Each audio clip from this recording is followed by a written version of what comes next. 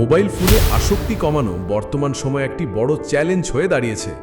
তবে সচেতনতা ও কিছু কার্যকর অভ্যাস গড়ে তুললে আপনি সহজেই এই আসক্তি নিয়ন্ত্রণে আনতে পারবেন। নিচে কিছু কার্যকর পরামর্শ দেওয়া হলো। 1. সচেতনতা ও লক্ষ্য নির্ধারণ। আসক্তির কারণ বুঝুন। প্রথমে বুঝুন কেন আপনি ফোন ব্যবহার করেন।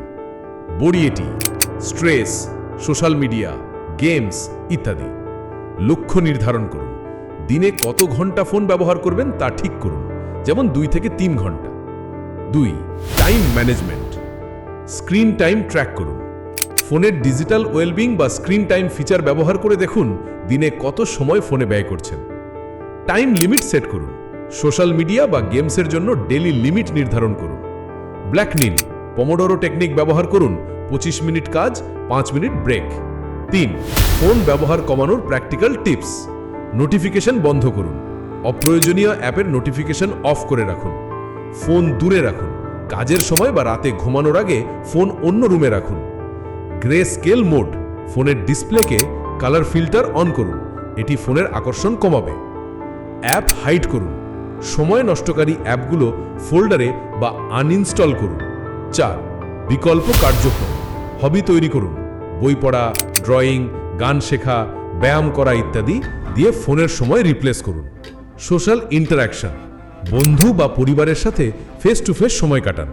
প্রকৃতিতে সময় দিন, পার্কে হাঁটুন বা বাগান করুন। 5. Psychological tips. ফোমো কমানো। সোশ্যাল মিডিয়ায় অন্যের জীবন দেখে আতঙ্কিত হবেন না, বাস্তব জীবনে ফোকাস করুন। মেডিটেশন বা মাইন্ডফুলনেস।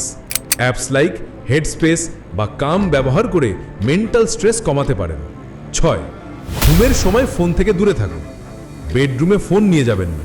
রাতে ফোন চার্জ করুন অন্য রুমে। Blue light filter. রাতে নীল আলো কমাতে নাইট শিফট বা ব্লু লাইট ফিল্টার ব্যবহার করুন। 7. Reward system.